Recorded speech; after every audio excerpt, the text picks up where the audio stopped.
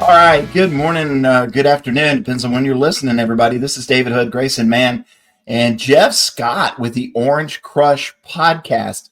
And of course, Orange Crush, a perfect name for our podcast. I remember talking to Jeff Scott after that national championship game down in Tampa. What was the name of the play that you called, to Hunter Renfrow? And he said, we call it Orange Crush. And so that was just a perfect name for our podcast. And I do want to start out this podcast today by saying welcome back, Coach Scott, to coaching in Clemson. Coach, you've got a pretty good group out there. I have to admit that I like what you're doing. Absolutely. I've gone from coaching 4 stars and 5 stars to now I'm coaching 4-year-olds and 5-year-olds. So I don't know if I'm moving up or moving down, but yes, I am once again coaching in Clemson at Nettles Park Tuesday and Thursday nights at 5:30. If any of your listeners would like to come out and watch incredible 2 innings of T-ball. So, but no, it has been fun being able to coach. My son Hunter's 4 years old, first time playing T-ball. So it's been definitely a lot of patience, having to learn patience with this group right here. The first practice, trying to make sure they know which base to run to first. So not taking anything for granted, but no, they enjoy it. And we actually played Coach Hood, I believe, in our last game last week. So Nikki Hood doing a really good job there with the other team. Jeff, how's the NIL business in T-ball? NIL, all they want right now is snacks. How quickly can they get to the snacks? Capri Suns, goldfish. That's really all it takes for a 4- and 5-year-old right now. You talk about the Nettles Park, and if anybody wants to see it, I looked the other night, and between T-ball and coach's pitch, we had Jeff Scott, we had Daquan Bowers, Tyler Grisham, Rashard Hall, Zach Fulmer, big important piece of Clemson's recruiting going on, DJ Gordon, who is big in Clemson's social media.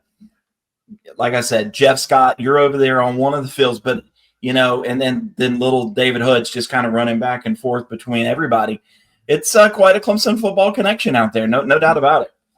Yeah, no, it's been great. I tell you what was really cool whenever I was coaching at Clemson with Coach Sweeney is watching him coach his boys, baseball teams in the spring, and being able to see someone that obviously has a huge job and a lot of time demands, making sure that he found time to be able to experience that with his sons was definitely something that made an impression on me, and I'm just really pleased that I get the opportunity to be out there and watch Hunter as he grows here in sports.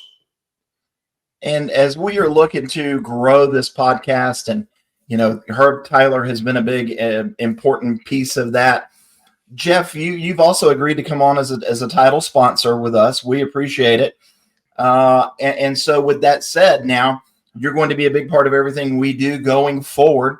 What keeps Jeff Scott busy during the day, and exactly what business entity is going to be sponsoring this podcast? Yeah, no, I'm happy to do that, David, and really just a compliment to you and Grayson and TigerNet. I mean, obviously, from whenever I was on the team as a player way back in 1999 through my time as a coach, you guys have done things the right way. And so, we're going to be looking forward to sponsoring your podcast with Newton Scott and Associates. That's our new real estate team that we've formed here in Clemson. A good friend of mine, Eric Newton, been in the real estate game for a long time in this Clemson area. I think there's a lot of Newtons around this area. I think he's like 7th generation Newtons in this area. So really, he's had a real estate team there for a while, but really came to me earlier at the beginning of the year and just talked about, hey, putting together a team to really help our people in this area. But for me, it's really for Clemson fans. One thing that I think is unique about Clemson, I can remember, it's probably been back in like 2010 when we were doing these recruiting highlight videos for recruits. And there's this one that was called the Clemson Family, and we actually had George Bennett doing the voiceover. And there's this one part of this video that I always loved, and it said, Clemson is a place where you spend 4 years in school and then you spend the rest of your life trying to get back to. And not all schools are that way, but Clemson is that way. And so for so many of our Clemson alumni that want to be able to come back and have a place here in Clemson, whether it's, for a game day house or it's coming back to retire in this Clemson area, we really just want to be able to serve them and help them. Real estate, something that I've enjoyed for a long time, and being in this area for a little bit over 20 years now. It's a beautiful area, obviously, around campus. The downtown is incredible. But then even getting out into Lake Kiowee region is an incredible place. And then, north of us, getting into the mountains. So as you know, real estate is always about location, right? And so we're in a very important location with the university, with all the great sports teams that are playing here year round. And then also the mountains and the lakes. So it's really a unique deal there. But myself, Eric Newton, and then Jessica Williams is another agent on our staff. We look forward to really making our name in this area, helping clients as they're looking to buy, sell, and also build a house here in this area. When we did the podcast back in August, Jeff, when you talk about location, that was certainly one of them right there. Just how have things progressed, I guess, since we last spoke on this show? I mean, it's a big change from the offices to the mountaintops that we were at last time. No, Longview has done great. We've sold over half of the lots. I believe we have close to 10 houses for the whole community under construction right now. So just like everything that Jim Anthony's involved with, it's moving. Jim's just got an incredible vision, always has, from starting the cliffs way back to now with Longview. Very unique location, like you said, being 20 minutes from Clemson, right there in Easley, 25 minutes from Greenville, but having that, really panoramic mountain view has made that very unique. And it's been awesome seeing the houses go up and the development really kind of take that next step. Do you have a community that you're working on right now that people need to go take a look at that you're really excited about? Yeah, we've got a couple things coming. We're looking at some property right now in Pendleton, not far from Clemson, obviously, where we're going to be doing some bigger acreage tracts, having 2 and 3 acres, something a little bit different than some of the high density stuff that we've seen in our area. I think there's definitely people that are looking for a little bit more land. Also done some development in Liberty, some property that I have there, selling some 5-acre and 10-acre tracts. That's gone really well. So we've got a few things in the pipeline, but some of the things maybe are just under contract. We can't talk too much about right now. But yeah, go into our website, newtonscottsc.com. We're going to have all those developments and different listings that we're going to be able to offer right there on our website. And Jeff, for you, it's just been like this exciting turn for like us behind the scenes getting this partnered up. But I think that we had spoken about sort of how the coordinator job that you had taken initially and how it translates to what you're doing now. I'd love for you maybe revisit that question of just what traits from that line of work help you now in the real estate business. I feel like it's so fascinating for that kind of bridge from football to now selling homes and really building a community. How do some of those traits translate? Sure. Well, I think a lot of the things that I've learned from, being around my father my whole life, obviously a longtime coach, and then spending 12 years there on staff with Coach Sweeney. And, number one is it's all about the people. It's surrounding yourself with great people.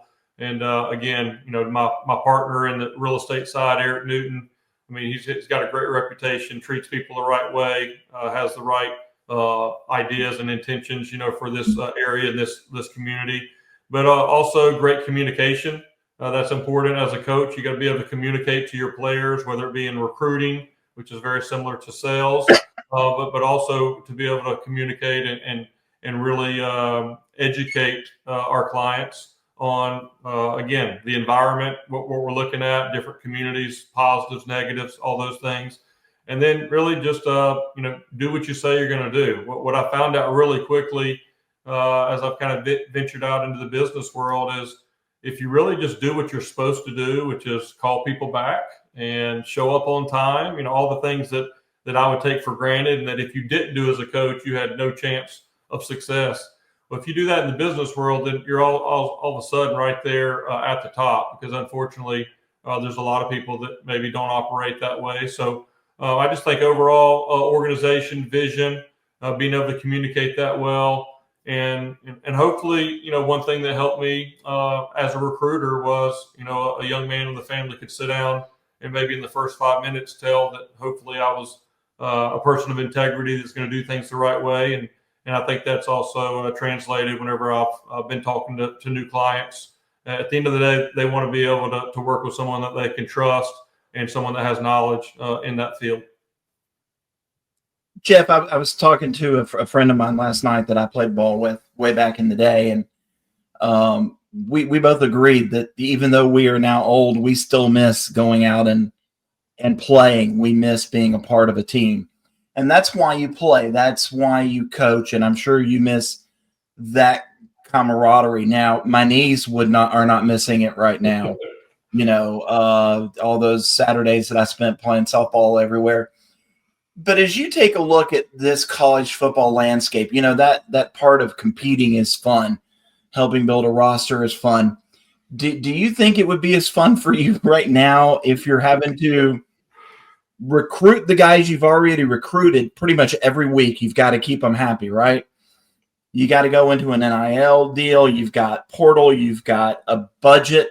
You've got a roster. Dabo may come to you, and go, hey, you can spend $2.5 million on wide receivers this go.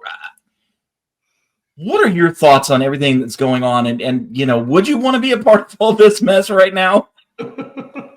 Well, I'm kind of answering that question a little bit by being a sponsor as a real estate agent right here. But here's what I would say, and really, obviously you know me, and I've got a tremendous amount of respect for Coach Sweeney, and I think the more that this is playing out, the more he is right in so many of the things that he had talked about, and I think at the end of the day, it still comes down to developing relationships and that culture, right? And we could name several examples right now of teams that have spent a lot of money and they did not see that success translate to the field. And at the end of the day, it still is going to take that culture and continuity, the relationships, and all those things to be able to keep a team together. And obviously, the money now is a big part of that. It's definitely really what I think back to. I think back to a couple of those wide receiver rooms that I had. Where 6 of those guys that all ended up eventually going to the NFL. And I'm like, how much money would it take to have that, wide receiver room today? I think that those are pretty intriguing. But I think at the end of the day, there's a lot of changes that are going on. I still think we're probably like in the first half of the changes that are coming. I think over the next, 2 to 3 years, we're going to end up seeing contracts and things like that, which I think is right and is really the next step. I think, the disappointing thing to me would be, for a young man to go to a school and a school make an investment in them. And then, after 6 months, one season, they come back and now they're renegotiating new numbers. And, there's situations where not at Clemson, but at another school, that school is paying that receiver $350,000. The receiver gets hurt in the very first game of the year, stands on the sidelines the rest of the year. The school is still paying them. And then at the end of the year, when he's finally healthy, he leaves to go to another school who's paying him more. And so there's just a lot of chaos going on with that. But I think eventually the contracts, what I think would be cool is if the player and the school really get to determine how long of a contract. So we're signing a senior out of high school, and maybe, the coach says, hey, we're going to sign you to a 1-year deal, or maybe we're going to sign you to a 3-year deal, and kind of this is what that looks like. And same thing with, transfers coming in where they want a 1-year deal, 2-year deal, or 3-year deal. I think all those things are definitely coming, and will give a little bit of stability to what's going on. But yeah, there's no doubt. I think it was a hard job, right? Nobody feels sorry for coaches. Obviously, it's an incredible profession. Obviously, coaches are very well paid. But David, Grayson, you know this from covering it. There's a lot of work that goes in year round, and I think that now, to the point you made, now that's kind of times 2, because you're not only recruiting the next group out of high school or guys coming out of the transfer portal, you're recruiting your players every day, and that can be a challenge as well. And sometimes it's not the players, and even their parents may not have intentions of them leaving, but now you have scenarios where you have these extra players that maybe want to be an agent. They might not even know that player, but they start calling other schools and saying, hey, if I can get player X to leave his school and come to you, what would you pay him? And if that coach says, oh, I'll pay him $500,000. Well, then that agent, who doesn't even know the young man yet, he reaches out to him on social media and says, hey, I'm so-and-so. I'm a new agent. I just talked to a team over here in this league that's going to pay you $500,000. Let me know if you're interested. And then they get he gets the kid to sign with him. And so in the past, all you really had to worry about was that young man and their family and make sure we're all on the same page. But now there's these extra, agents that are, shopping them around, and the young man doesn't even know it at the time. So anyways, crazy stuff going on. It's been fun for me to watch Coach Sweeney navigate this in his own way. I think that at Clemson, we're really fortunate with President Clements as the president, and Graham Neff, who are really trying to put Clemson in a great position in very fast-moving times that are going on. So it's been fun to kind of watch that, and I think Clemson is going to continue being in a great spot. You talk about fast-moving times. I mean, it felt like a couple weeks ago still. I mean, time moves so quickly in the football world. We have Imaliava, his situation where he's out of one spring practice, and then the next day it feels like he's in the transfer portal. And I think every time Coach Sweeney talks about this, he's always very to a point on the problem is tampering. And you had sort of brought it up where you have all these external factors coming in where agents and sponsorships and XYZ can come in and really disrupt what you're trying to build with a certain prospect, player, whatever it may be at that time. Well, I guess, Jeff, let's say you're the commissioner of the NCAA, you're the one in charge. How do you sort of go about fixing that alongside the contract idea that you'd sort of floated around? Do you feel like there is a fix? Do you feel like it would take more than just like, hey, it's going to be one simple change? Because you mentioned we're like in the first half of this NIL era. There's going to be so many more changes. The House ruling comes in July, or should be coming pending something crazy happening. And so there's going to be more. I feel like we're in the guinea pig era of collegiate athletics right now. Jeff, you're put in charge. They're like, you know what? The T-ball league's going great, but we need you to lead the NCAA, Jeff. Ugh. What would be your first couple moves to help fix this? I'd probably resign the next day. All the stuff going on.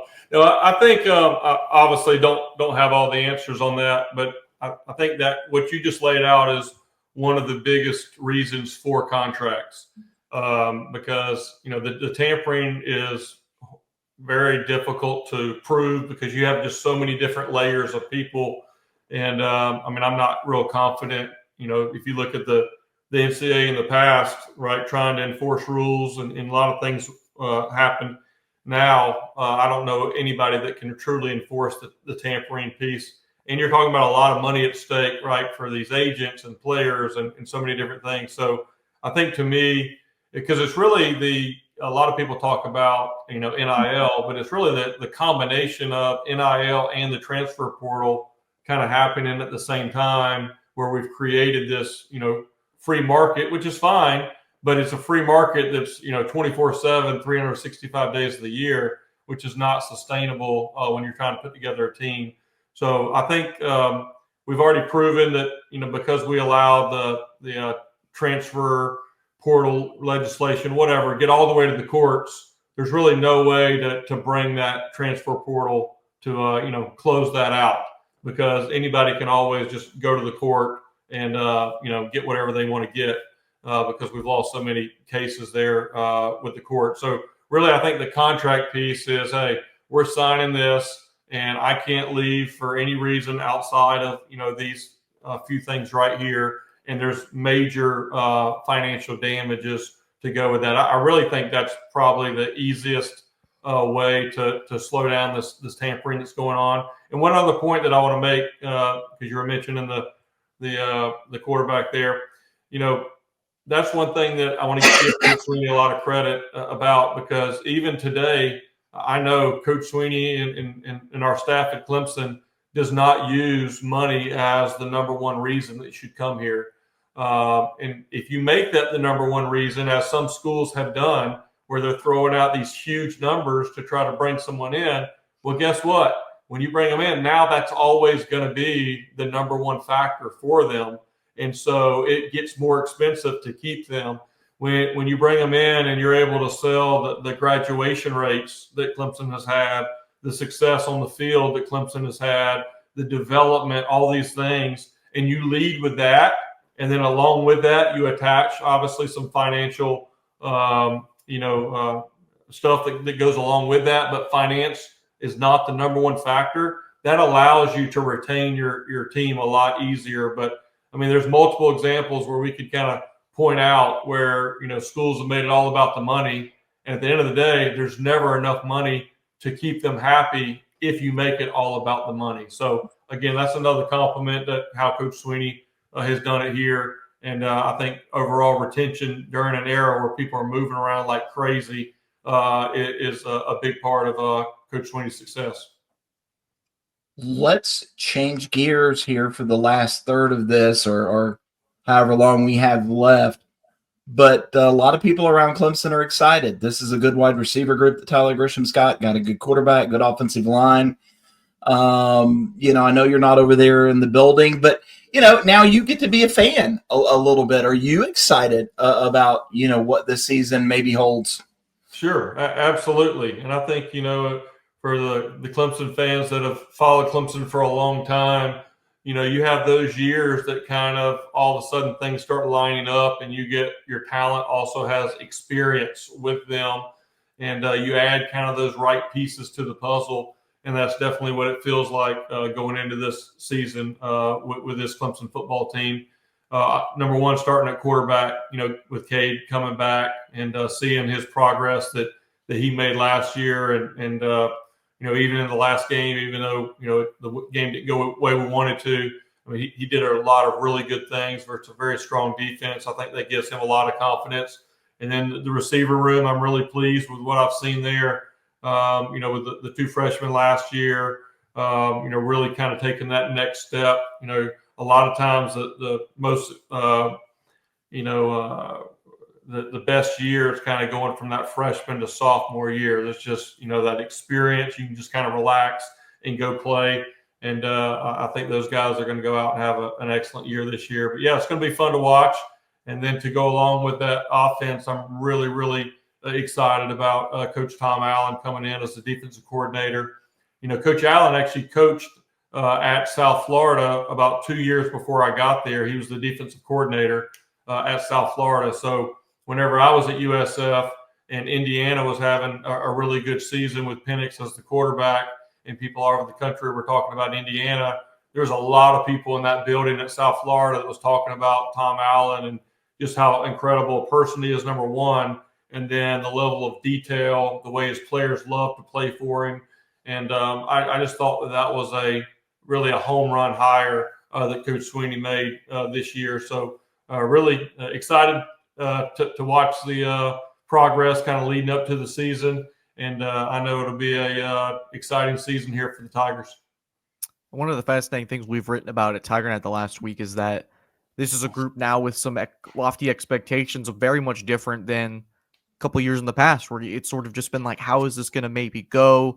This could maybe go one direction. It could go another. it really truly is. There's a deep playoff run expectation, or the season is considered ultimately a failure by the large consensus of the fan base.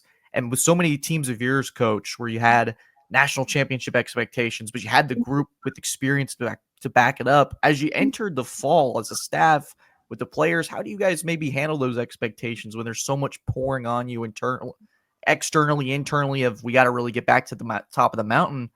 How can this group maybe lean on that? And obviously with Coach Sweeney at the top, who's been there, done that, how can this group kind of come together? Bunch of returners, they've got that taste of the playoffs.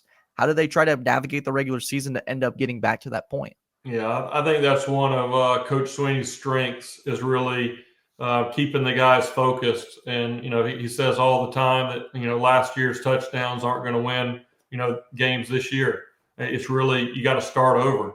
And really just kind of keeping that focus, on, having a great day, this one practice that they'll, have in August, just really maximizing that and really staying focused. And, success finds those that are too busy to be looking for it, right? So you just got to really get locked in on that moment and continue to get better. But, I think with experience, these guys understand that as well. And at the end of the day, if they take care of what's in front of them each and every week, then, we'll end up where we want to be at the very end. But I think Coach Sweeney has a PhD in really being able to take a team that maybe has big expectations on the outside. I mean, Coach Sweeney would always start off the beginning of every year, especially if we were, picked preseason, top 10 or top 15.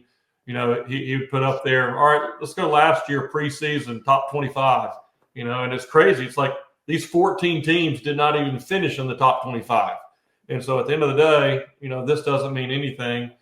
We really just got to focus on ourselves and continuing to get better. And that's hard to do. But, I mean, if you look at the thing that makes Coach Sweeney's career at Clemson so special, it's really the stability of being able to stay there at the top for so long. And a big part of that, and that's hard when you're dealing with 18 to 22-year-olds that read social media and see all the things that are going to be said so good about them. But he just has a way of really kind of keeping his coaches and his players focused on, that one day that's in front of them, and then, let all that add up and see where we end up at the end.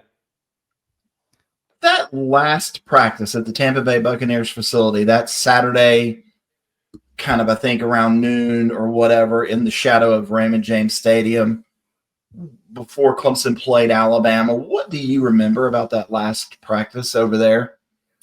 Yeah, well, and I don't know if this is where you're going with this. I don't even know if I've told you about this or not. But one thing that was really cool about that was at the very end of practice. So, Tony and I split up our responsibilities and certain part of the game plans.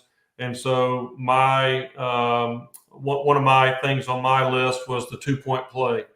And so during that practice, we went down and we ran, as our 2-point play, it was orange crush. And so we ran it and really didn't time it up the right way. It just didn't look the way it needed to.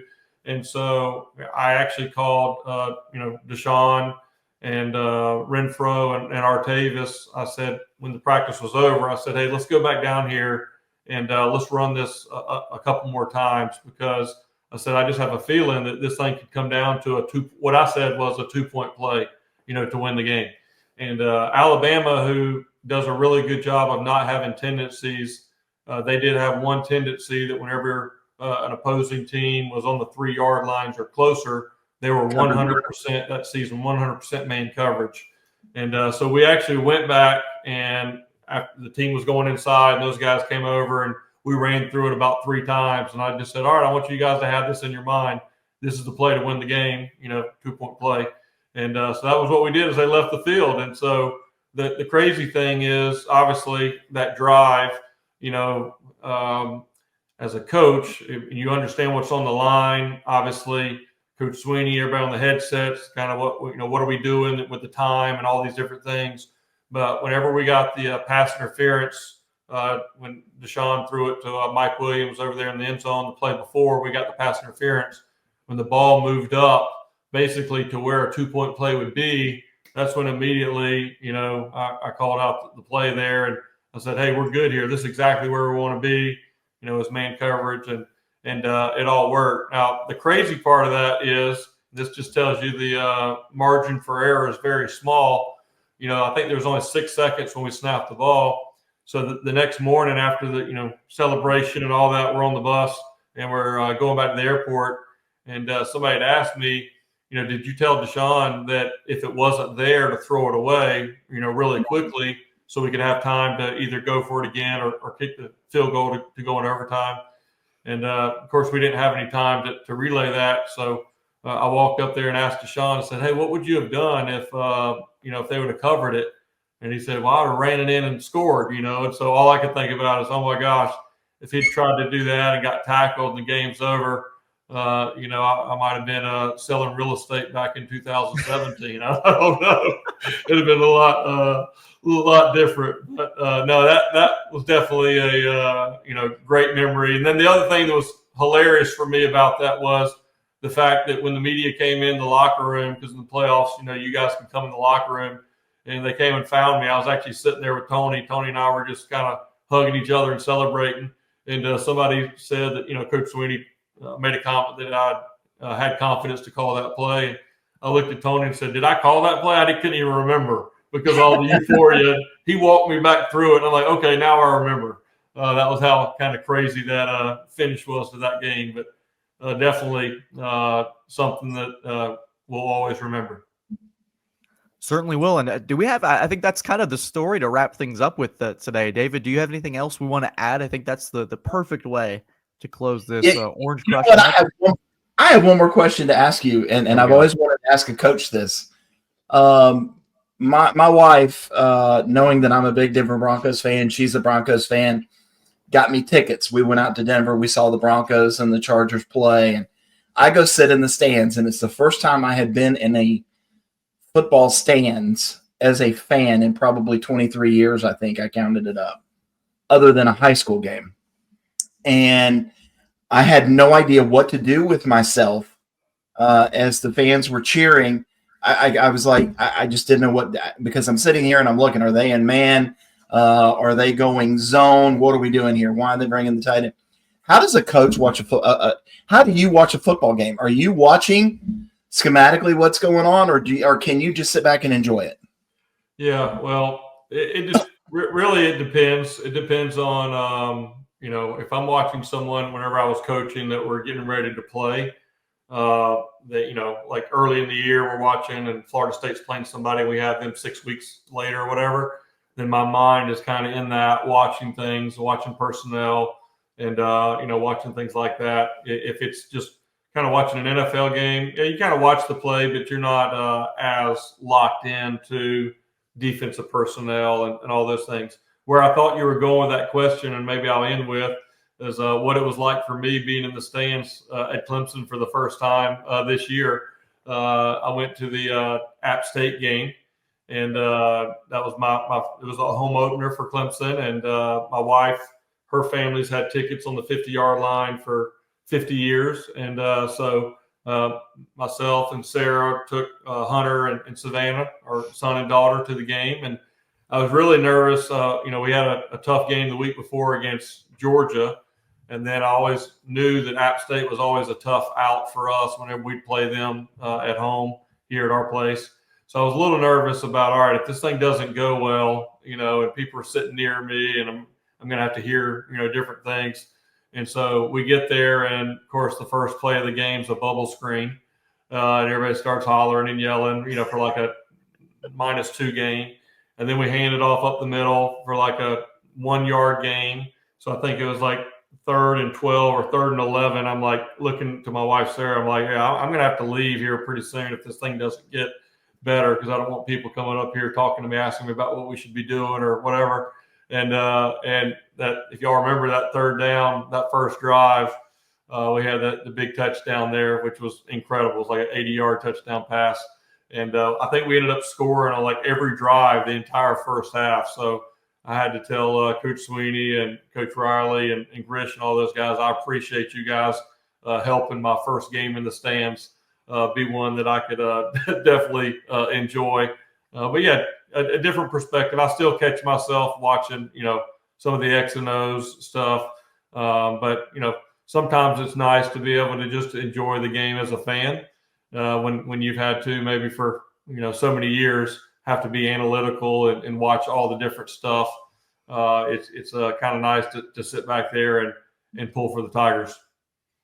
And you didn't pick a bad game to go to, it sounds like, especially given the offensive onslaught they put on against App State. But David, do we have anything else we want to add to this? Jeff, one more time, where can our audience find your new adventures, Newton Scott Associates? I mean, it's really exciting to have this sort of partnership for the rest of the way.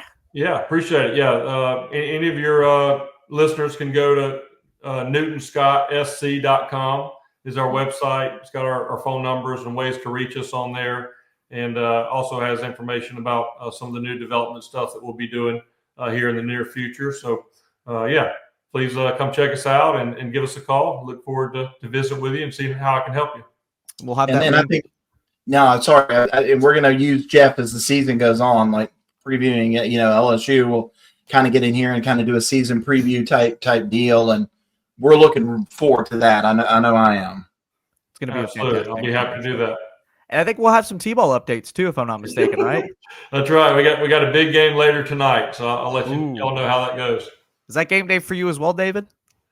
There is a game tonight, yes, but only one tonight. I don't have to do coach's pitch. All right, well, you guys go watch T-ball, and I'm going to watch the Celtics beat the Knicks tonight. But, guys, thank you for so much for tuning into this episode with Jeff Scott. We're really just super pumped about this partnership moving forward for what should be a very, very memorable season for however which way it goes. But, guys, thank you for tuning in the Orange Crush podcast. We'll have linked below where you can check out Jeff Scott's work, and we'll have it linked in the story on TigerNet.com for this episode as well. So, guys, thank you as always for tuning in. Subscribe for more with Jeff Scott. Take care. Have a good one.